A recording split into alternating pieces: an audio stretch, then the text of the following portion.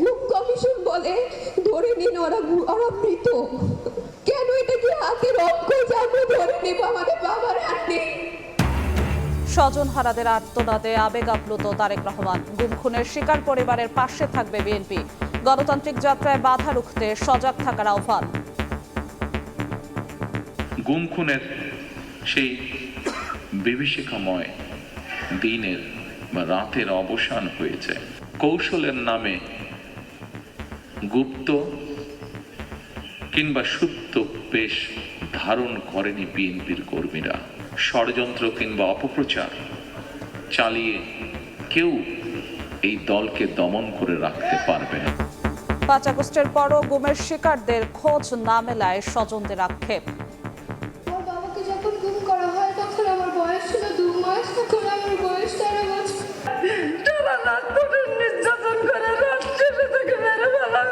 আমি রাগ করলেও বলতো বাবার চোখে মনে নয়।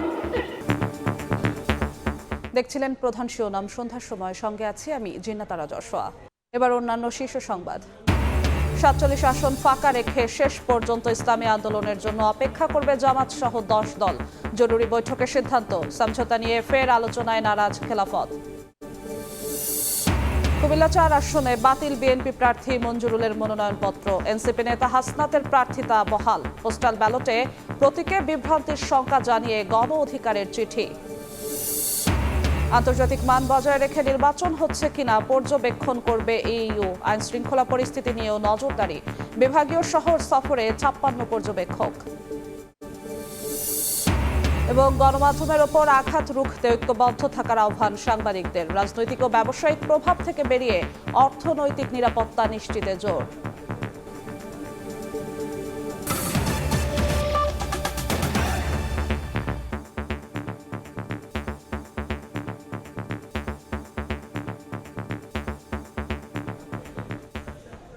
গুম খুনের শিকার পরিবারগুলোর পাশে থাকবে বিএনপি। সব অপরাধের বিচার হবে বলেও স্বজনহারাদের আশ্বস্ত করলেন দলের চেয়ারম্যান তারেক রহমান। ফ্যাসিবাদী আমলে নির্যাতনের শিকার পরিবারের সদস্যদের সঙ্গে মত বিনিময়ে অংশ নিয়ে তিনি বলেন, সরকার বিরোধী আন্দোলনে কৌশলের নামে বিএনপি কখনো গুপ্ত বেশ ধারণ করেনি। গণতান্ত্রিক যাত্রায় কেউ যেন বাধা সৃষ্টি করতে না পারে সেজন্য সজাগ থাকার আহ্বান তারেক রহমানের।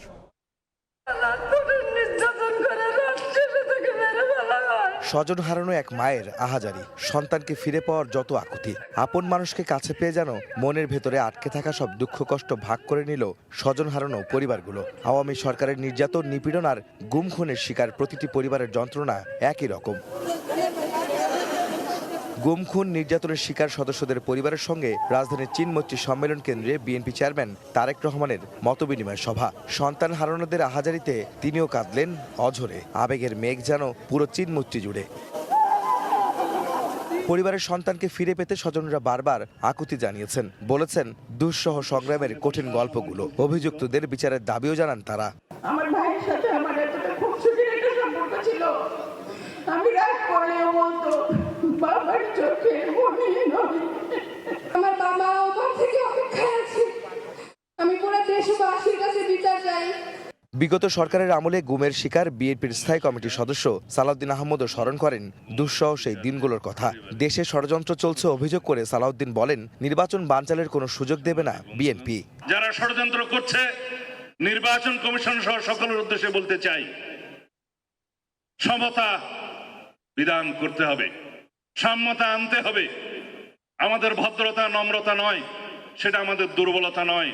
আমরা গণতন্ত্রকে ভালোবাসি, আমরা রক্ত সিঁড়ি মাড়ি আজকে এখানে উপনীত হয়েছি। সুতরাং মনে রাখতে হবে, যারা গণতন্ত্রের এই উত্তরণের পথকে কণ্ঠকাকীর্ণ করতে চায় তাদেরকে মনে রাখতে হবে, আমরা গণতন্ত্রে ফিরবই ইনশাআল্লাহ। 1.5 যুগেরও বেশি সময় নির্বাসিত জীবন কাটানো বিএনপি চেয়ারম্যান তারেক রহমান নিজেও স্বজন হারানো পরিবারগুলোর সঙ্গে সহমর্মিতা জানান। বলেন, গুম খুনের শিকার পরিবারের প্রতি আগামীর গণতান্ত্রিক সরকারের দায়িত্ব রয়েছে। সব অন্যায়ের বিচার হবে বলেও জানান তারেক রহমান। ইনশাআল্লাহ আমরা আপনার সাথে আছি, আমরা আপনার সাথে আছি মা। ইনশাআল্লাহ আমাদের দল বাংলাদেশের মানুষের সমর্থন নিয়ে রাষ্ট্র গঠনে, সরকার গঠনে সক্ষম হলে পরে আমরা এই শহীদ পরিবারদের নামে রাষ্ট্রের, দেশের গুরুত্বপূর্ণ স্মারক কিংবা রাষ্ট্রের বিভিন্ন গুরুত্বপূর্ণ সরকারি বেসরকারি স্থাপনার নামকরণ করব। সরকার বিরোধী আন্দোলনে কৌশলের নামে বিএনপি গুপ্ত বেশ ধারণ করেনি জানিয়ে তারেক রহমান বলেন, বিভিন্ন রকম কথা বলে কেউ কেউ গণতন্ত্রে ফেরার পথকে বাধাগ্রস্ত করছে। কৌশলের নামে গুপ্ত কিংবা সুপ্ত বেশ ধারণ করেনি বিএনপির কর্মীরা। যে দলের নেতাকর্মীরা অন্যায়ের বিরুদ্ধে এ ধরনের আপোষহীন ভূমিকা রাখতে পারে, সেই দলের বিরুদ্ধে ষড়যন্ত্র কিংবা অপপ্রচার চালিয়ে কেউ এই দলকে দমন করে রাখতে পারবে না ইনশাআল্লাহ। গুম, খুন, নির্যাতনের শিকার পরিবারদের নিয়ে বিএনপির পরিকল্পনা তুলে ধরেন দলটির চেয়ারম্যান পরিবারের সদস্য আহমেদ সালেহীন। সময় সংবাদ, ঢাকা। এদিকে বিগত সরকারের শাসন আমলে গুম খুনের শিকার ব্যক্তি ও পরিবারের সদস্যদের কান্না আর আর্তনাদে ভারী হয়ে ওঠে পরিবেশ।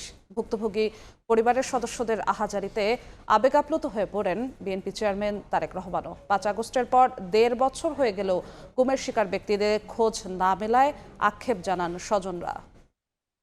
চাই নতুন বছর আসে, কিন্তু আমাদের বাবার আসে না। আমরা একটা বছরের বেশি হয়ে গেল ৫ আগস্টের পর, কিন্তু আমরা একজনকেও ফেরত পেলাম না। এই আকুতি ২০১৩ সালের ২ ডিসেম্বর শাহবাগ থেকে গুম হওয়া পারভেজের কন্যা রিথির। তার প্রশ্ন, বাবার হাত ধরে স্কুলে যাওয়ার যে স্বপ্ন দেখেছে সে, তা কি পূরণ হবে আদৌ? ২.৫ বছর যখন আমার ছিল, তখন থেকে আমার আম্মুর কোলে কোলে করে এখানে আসি। এখন আমি বড় হয়ে গেলাম, এখানে আসতে আসতে ছোট থেকে একটাই স্বপ্ন যে আমি আমার বাবার সাথে স্কুলে যাব, কিন্তু এখন পর্যন্ত আমার এই স্বপ্নটা পূরণ হচ্ছে না। এক যুগের অধিক সবাই বলে বাবার অপেক্ষায় বসে আছি, কিন্তু বাবার মুখটা দেখতে পারিনি এখন পর্যন্ত। এর সঙ্গে ধরে এই ১৩ বছরে অনেক জায়গায় গিয়েছি, অনেক বক্তব্য দিয়েছি, কিন্তু বাবার খোঁজ পাইনি এখনো। সমবয়সীদের যখন হাঁটা শেখায় বাবারা, তখন নিজের বাবাকে খুঁজে বেড়ায় ৩ বছর বয়সে বাবা হারানো মিম। আমি যদি তখন জানতাম আমি আমার বাবাকে হারিয়ে ফেলবো, তাহলে আমি আমার বাবাকে জড়িয়ে ধরে একটু কান্না করতাম। আমি আমার বাবাকে আর কখনো পাবো না, আমি এটা কখনো জানিনি। বাবার হাত ধরে ফুটপাত দিয়ে হেঁটে হাঁটা শেখায়, সেই বয়সটায় আমি আমার মায়ের হাত ধরে বাবার ছবিটা মুখে নিয়ে আমার বাবাকে দাঁড়ে দাঁড়িয়ে খুঁজেছি। মিম, সাফা, রিদির মতো গত ১৭ বছরে বিচার বহির্ভূত হত্যা ও গুমের শিকার হয়ে স্বজন হারিয়েছেন অসংখ্য পরিবার। কেউ বাবা, কেউ সন্তান, কেউ ভাই, আবার কেউ বা হারিয়েছেন স্বামীকে। এখন শুধু সুষ্ঠু বিচার দাবি পরিবারের সদস্যদের। এ সময় ভুক্তভোগীর স্বজনদের কান্না আর আর্তনাদ শুনে কাঁদলেন বিএনপি চেয়ারম্যান তারেক রহমানও। ২৫১ জনকে ধরে নিতেছে, তারা কখনো ফেরত আসবে না।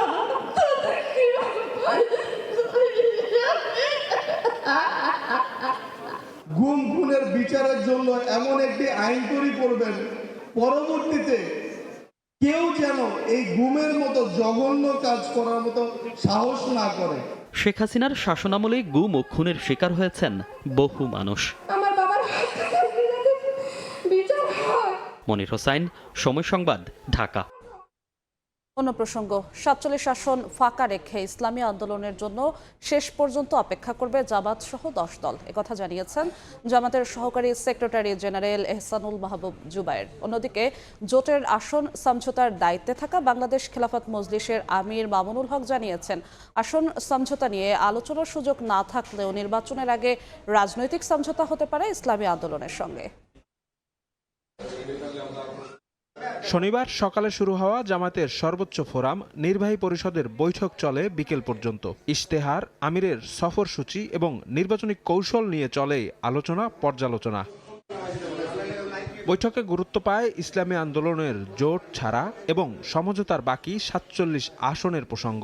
বৈঠক শেষে সাংবাদিকদের মুখোমুখি হয়ে জামাতের সহকারী সেক্রেটারি জেনারেল এহসানুল মাহবুব জুবায়ের জানান, ফাঁকা রাখা আসনের ব্যাপারে চূড়ান্ত সিদ্ধান্ত নেবে ১০ দলের লিয়াজো কমিটি। ইসলামী আন্দোলন বাংলাদেশের জন্য সব সময় জামায়াতের দরজা খোলা বলেও মন্তব্য করেন তিনি। আমাদের জোটের লিয়াজো কমিটি আলোচনা করে প্রস্তাব তৈরি করবে, শীর্ষ নেতৃবৃন্দ চূড়ান্ত করার পরে সেটা আমরা ঘোষণা দেব। আমরা সবসময় সবসময় বলেছি যে আমাদের দরজা সবার জন্য উন্মুক্ত, এটাই আমাদের সবসময়ের মেসেজ, এখনো এই মেসেজ থাকলো। এদিন জামাত কার্যালয়ে আসেন আসন সমঝোতার অন্যতম সমন্বয়ক বাংলাদেশ খেলাফত মজলিস আমির মামুনুল হকও। জামায়াতের শীর্ষ নেতাদের সঙ্গে বৈঠক শেষে তিনি জানান, আসন সমঝোতা নিয়ে আর আলোচনার সুযোগ না থাকলেও নির্বাচনের আগে রাজনৈতিক সমঝোতা হতে পারে ইসলামী আন্দোলনের সঙ্গে। পথ চলতে চলতে রাজনীতিতে শেষ কথা বলতে কিছু নেই এবং নির্বাচনী বাস্তবতার সম্মুখীন হয়ে হয়তো আমাদের সকলের মধ্যে আবার নতুন করে কোনো উপলব্ধি সৃষ্টি হতে পারে। নির্বাচনের মনোনয়ন প্রত্যাহারের এই মুহূর্তে আমরা সেই আশাবাদ রাখছি না, তবে নির্বাচন তো এখনও বেশ অনেক দিন বাকি আছে। 12ই ফেব্রুয়ারি নির্বাচনের আগেও যে কোনো সময়ই এটা একটা সমঝোতা হতেও পারে। মামুনুল হক দাবি করেন, শরিয়া আইনের ব্যাপারে জামায়াত আমিরের দেয়া বক্তব্য ভুল বুঝেছে ইসলামী আন্দোলন। হঠাৎ করে একসাথে একদিনেই ইসলামী শরিয়ার পরিপূর্ণ আইন বাস্তবায়ন করা সম্ভব না। শফিক মুন্সি, সময় সংবাদ, ঢাকা। সন্ধ্যার সময় আরও থাকছে। গ্রিনল্যান্ড ইস্যুতে ট্রাম্পের কড়া বার্তা, অধিগ্রহণের পক্ষে না থাকা দেশের ওপর চড়া শুল্ক আরোপের হুমকি, সার্বভৌমত্ব রক্ষায় ডেনমার্ক জুড়ে বিক্ষোভের ডাক। ইসির শুনানিতে চূড়ান্তভাবে বাতিল হলো কুমিল্লা 4 আসনে বিএনপি প্রার্থী মঞ্জুরুল আহসান মুন্সির মনোনয়নপত্র। একই আসনে বহাল রয়েছে এনসিপি নেতা হাসনাত আবদুল্লাহর প্রার্থিতা।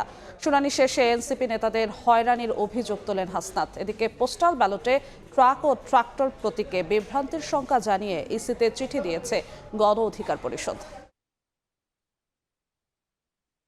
কুমিল্লা 4 আসনের বিএনপির প্রার্থী মঞ্জুরুল আহসান মুন্সি ও এনসিপি প্রার্থী হাসনাত আবদুল্লাহর মনোনয়ন বৈধতার বিরুদ্ধে পাল্টাপাল্টে আপিলে প্রার্থিতা বাতিল করা হয়েছে বিএনপির প্রার্থী মঞ্জুরুল আহসান মুন্সির। আর মনোনয়নপত্র বহাল রাখা হয়েছে হাসনাত আবদুল্লাহর। শনিবার আগারগাঁওয়ের নির্বাচন কমিশনের সম্মেলন কক্ষে অনুষ্ঠিত শুনানিতে এই রায় দেন নির্বাচন কমিশনাররা। বিভিন্ন স্থানে এনসিপি প্রার্থীদের হয়রানি করা হচ্ছে, এ বিষয়ে ইসির দৃষ্টি আকর্ষণ করেন হাসনাত আবদুল্লাহ। যার যার এলাকায় যেভাবে ত্রাসের রাজত্ব সৃষ্টি করা হয়েছে, ঠিক একইভাবে অন্য প্রার্থীদের আপনারা কিভাবে নিরাপত্তা নিশ্চিত করবেন। কিন্তু আমরা দেখেছি নির্বাচন কমিশন সেই জায়গায় উনি বলেছেন লিখিত দেওয়ার জন্য, ওনারা নাকি একটা হট্টগোল দেখেছেন, এর বেশি কিছুই দেখেননি। এই ধরনের ঘটনাগুলোকে স্ট্রিক্টলি অ্যাড্রেস না করে তাহলে এই ফ্যাসিবাদ বিরোধী লড়াইয়ে যারা রক্ত দিয়েছে তাদের সকলের রক্ত বৃথা যাবে। এদিকে আচরণবিধি লঙ্ঘনের অভিযোগে ইসির কারণ দর্শানোর নোটিশের ব্যাখ্যা দিতে আসেন বাংলাদেশ খেলাফত মজলিসের আমির মামুনুল হক। রাষ্ট্রীয় আহ্বানের সাড়া দিয়ে আমরা গণভোটের প্রচারণা চালালাম, সেটাকেই আমাদেরকে সেইটার উপরে ভিত্তি করে ভিকটিম করা হলো আমাদেরকে, এটা খুবই দুঃখজনক বলে মনে করি। শুনানির শেষে একে একে বেরিয়ে কথা বলেন অন্য প্রার্থী এবং তাদের আইনজীবীরা। আপিলে বেশিরভাগ প্রার্থীর মনোনয়নপত্র বৈধ ঘোষণা করেন কমিশন। ভোটারের দস্তখতের মধ্যে 8 জনের নাকি গরমিল পাওয়া গিয়েছিল, 8 জনকে হাজির করেছি, আদালত সন্তুষ্ট হয়ে আজকে আমার মনোনয়ন এলাও করেছেন। ড্রাইভার হিসেবে একটা দেওয়া ছিল, কিন্তু সে এইটা স্বাক্ষরের কারণেই উনি ওনাকে বাতিল করে দিয়েছেন। মাহবুব জামান জুয়েল নিয়ে আমরা কাস্তে মার্কা প্রতীকে আমরা নির্বাচন করব। এদিকে পোস্টাল ব্যালটে ট্রাক ও ট্রাক্টর প্রতীক কাছাকাছি হওয়ায় বিভ্রান্তির আশঙ্কা জানিয়ে নির্বাচন কমিশনকে চিঠি দিয়েছেন গণ অধিকার পরিষদ। শাহিন আলম, সময় সংবাদ, ঢাকা। কোনো ধরনের হস্তক্ষেপ নয়, নিরপেক্ষভাবে নির্বাচন পর্যবেক্ষণ করবে ইউরোপীয় ইউনিয়ন। ভোটের আগে আইন শৃঙ্খলা পরিস্থিতি খতিয়ে দেখতে বিভাগীয় শহর সফরে গেলেন 56 পর্যবেক্ষক। আন্তর্জাতিক মান বজায় রেখে নির্বাচন হচ্ছে কিনা তাও পর্যবেক্ষণ করবে ইইউ। ত্রয়োদশ জাতীয় সংসদ নির্বাচন পর্যবেক্ষণে ধাপে ধাপে ইউরোপীয় ইউনিয়নের পর্যবেক্ষক আসছেন বাংলাদেশে। শনিবার সকালে রাজধানী থেকে 56 জন দীর্ঘমেয়াদী পর্যবেক্ষক দেশের বিভিন্ন জেলার উদ্দেশ্যে রওনা হন। তারা মাঠ পর্যায়ে নির্বাচন সংক্রান্ত প্রশাসনিক কাজ পর্যবেক্ষণ করবেন। প্রতি সপ্তাহে প্রতিবেদন পাঠাবেন ইইউ মিশনে। We are really looking forward to your reports and to your assessment from the field. সংক্ষিপ্ত সংবাদ সম্মেলনে আসন্ন নির্বাচনকে বাংলাদেশের জন্য ঐতিহাসিক হিসেবে উল্লেখ করেন ইইউ পর্যবেক্ষণ দলের উপপ্রধান ইন্তালাসে। This electoral process meets national law as well as international standards for democratic elections. Its impartiality, its independence and its non-interference, which means we are invited to observe, not to interfere. সংবাদ সম্মেলনে জানানো হয়, পর্যবেক্ষণে নিজেদের নিরাপত্তা সতর্কতার প্রয়োজনীয়তা দেখছে না ইইউ পর্যবেক্ষক mission. 90 more short-term observers will be coming from Europe. Let's keep our fingers crossed that we do not have to activate the security protocols that are in place. মোট 200 জন পর্যবেক্ষকের সমন্বয়ে ইউরোপীয় ইউনিয়নের এই মিশনটি ভোটের 2 দিন পর প্রাথমিক এবং 2 মাস পর পূর্ণাঙ্গ প্রতিবেদন প্রকাশ করবে। শাতিলা শারমিন, সময় সংবাদ, ঢাকা। গণমাধ্যমের উপর আঘাত রুখতে ঐক্যবদ্ধ থাকতে হবে সাংবাদিকদের। রাজনৈতিক ও ব্যবসায়িক প্রভাব থেকে বেরিয়ে নিশ্চিত করতে হবে গণমাধ্যম কর্মীদের অর্থনৈতিক নিরাপত্তাও। প্রথমবারের মতো আয়োজিত গণমাধ্যম সম্মেলনে যোগ দিয়ে এসব মন্তব্য করেন সাংবাদিক নেতারা। দেশের ইতিহাসে গণতান্ত্রিক যাত্রা যখনই বাধাগ্রস্ত হয়েছে, আঘাত এসেছে গণমাধ্যমেও। বিভিন্ন সময়ে গণতান্ত্রিক মূল্যবোধ নিশ্চিহ্ন করতে নানাভাবে ক্ষুণ্ণ করা হয়েছে গণমাধ্যমের স্বাধীনতা। স্বাধীন সাংবাদিকতার পক্ষে ঐক্যবদ্ধ অবস্থান জানান দিতেই প্রথমবারের মতো আয়োজন করা হয় গণমাধ্যম সম্মেলন 2026-এর। অনুষ্ঠানে সম্পাদক পরিষদের সভাপতি ও ইংরেজি দৈনিক নিউজ সম্পাদক নুরুল কবির বলেন, রাজনীতির গণতান্ত্রিক সংস্কারের জন্য, রাষ্ট্রের নানা অঙ্গ প্রত্যঙ্গের গণতান্ত্রিক সংস্কারের জন্য যখন লড়াই হচ্ছে, তখন এই প্রতিষ্ঠানগুলি আক্রান্ত হচ্ছে। জুলাই যুদ্ধের নাম নিয়েই জুলাই যুদ্ধের স্পিরিটকে তারা অপমানিত করছে। আমি সাংবাদিক হতে চাই, তার সম্মানিত ব্যক্তি। এই সম্মান যেটা কোনোদিনই ছিল না, এই ঋত সম্মান আপনাদের ফিরিয়ে আনতে হবে। ব্যবসায়িক স্বার্থে সাংবাদিকতা বন্ধের দাবি জানান ডেইলি স্টার সম্পাদক মাহফুজ আনাম। প্রথম আলো সম্পাদক মতিউর রহমান বলেন, যে মতের, যে চিন্তার, যে ভাবনার, যে আদর্শের হোক না কেন, সংবাদপত্র, সাংবাদিকতা এবং ব্যক্তিগত তার নিরাপত্তা ইত্যাদি সহ সকল বিষয়ে আমাদের পক্ষ থাকতে হবে। যেই সমাজে স্বাধীন সাংবাদিকতার বিচরণ খুব বলিষ্ঠ, সেই সমাজ গণতান্ত্রিক হয়, সেই সমাজ বৈষম্যহীন হয়। গণমাধ্যমের গণতান্ত্রিক পরিবেশ ও স্বাধীনতা রক্ষার পাশাপাশি সাংবাদিকদের নিরাপত্তা নিশ্চিতের দাবিও তোলেন সাংবাদিক নেতারা। সরকার পরিবর্তন হয়। ওয়ালিউল সাকিব, সময় সংবাদ, ঢাকা। সন্ধ্যার সময় আরও থাকছে। আইসিসি প্রতিনিধি দলের সঙ্গে 1.5 ঘন্টার রুদ্ধদ্বার বৈঠক বিসিবি ও ক্রীড়া মন্ত্রণালয়ের। ভারত না যাওয়ার অবস্থানে অনড় ক্রিকেট বোর্ড, দ্রুত এই সিদ্ধান্ত জানাবে আইসিসি। বিএনপির চেয়ারম্যান তারেক রহমানের সঙ্গে সৌজন্য সাক্ষাৎ করেছেন বাংলাদেশে নিযুক্ত ব্রিটেনের হাই কমিশনার সারা কুক। শনিবার সন্ধ্যায় রাজধানীর গুলশানে বিএনপি চেয়ারম্যানের রাজনৈতিক কার্যালয়ে এই সাক্ষাৎ অনুষ্ঠিত হয়। এর আগে বিকেলে বিএনপি চেয়ারম্যানের সঙ্গে সৌজন্য সাক্ষাৎ করেন নেপালের রাষ্ট্রদূত ঘনশ্যাম ভান্ডারী ও ভুটানের রাষ্ট্রদূত দাসো কর্মা হামুদর্জি। সাক্ষাতে দেশগুলোর সঙ্গে পারস্পরিক সম্পর্ক, আসন্ন ত্রয়োদশ জাতীয় সংসদ নির্বাচন, আঞ্চলিক সহযোগিতা সহ নানা বিষয়ে আলোচনা হয়।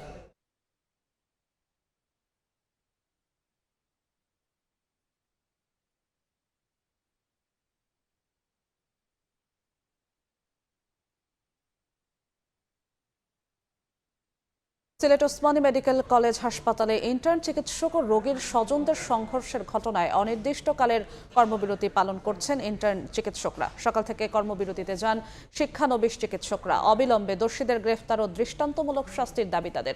বিষয়টি সমাধানের চেষ্টা চলছে জানালেন হাসপাতালটির পরিচালক ব্রিগেডিয়ার জেনারেল উমর রাশেদ মুনির। বিষয়টি তদন্তে 5 সদস্যের কমিটি গঠন করেছে হাসপাতাল কর্তৃপক্ষ। শুক্রবার রাতে সার্জারি ওয়ার্ডে রোগী ও তাদের স্বজনদের সঙ্গে ইন্টার্ন চিকিৎসকদের বাকবিতণ্ডা হয়। এক পর্যায়ে চিকিৎসায় অবহেলার অভিযোগ এনে ইন্টার্ন চিকিৎসকদের ওপর চড়াও হয়। দেশের বাইরের খবর, গ্রিনল্যান্ড ইস্যুতে যুক্তরাষ্ট্রের পক্ষে না থাকলে সেই দেশের ওপর শুল্ক আরোপের হুঁশিয়ারি দিয়েছেন মার্কিন প্রেসিডেন্ট ডোনাল্ড ট্রাম্প। এই প্রথম দ্বীপটির বিষয়ে প্রকাশ্যে বাণিজ্যিক চাপের কথা বললেন তিনি।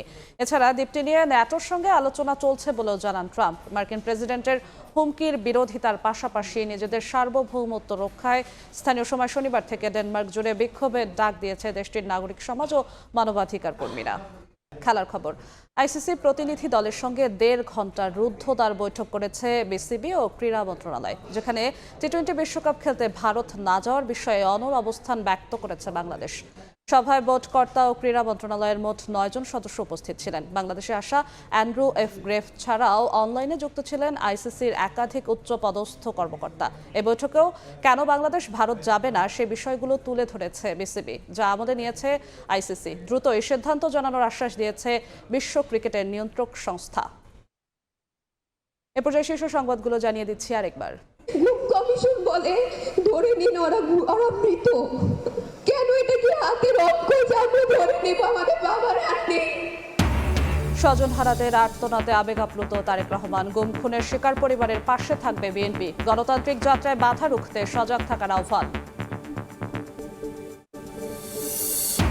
47 আসন ফাঁকা রেখে শেষ পর্যন্ত ইসলামী আন্দোলনের জন্য অপেক্ষা করবে জামাত সহ 10 দল। জরুরি বৈঠকে সিদ্ধান্ত, সমঝোতা নিয়ে ফের আলোচনায় নারাজ খেলাফত। এবং কুমিল্লা 4 আসনে বাতিল বিএনপি প্রার্থী মঞ্জুরুলের মনোনয়নপত্র, এনসিপি নেতা হাসনাতের প্রার্থিতা বহাল। পোস্টাল ব্যালটে প্রতীকে বিভ্রান্তির শঙ্কা জানিয়ে গণ অধিকারের চিঠি। এই ছিল সন্ধ্যার সময়। এরপর নির্বাচনের সময় নিয়ে থাকবেন সহকর্মী আফজাল হোসেন। ধন্যবাদ যশোয়া। নির্বাচনের সময় নিয়ে কিছুক্ষণ পর ফিরছি, সঙ্গে থাকুন সময়ের।